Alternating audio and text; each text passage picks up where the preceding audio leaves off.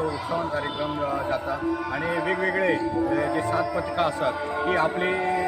भजनाचे जे आसा वेगवेगळे भजनां आपली सादरीकरण करता आणि जे 7 जे पथक आसा ते आपली दिंडी घेवन ह्या देवस्थानान येता आणि तांकां प्रत्येक पथकाक 3.5 वरां असो दिल्लो आसता आणि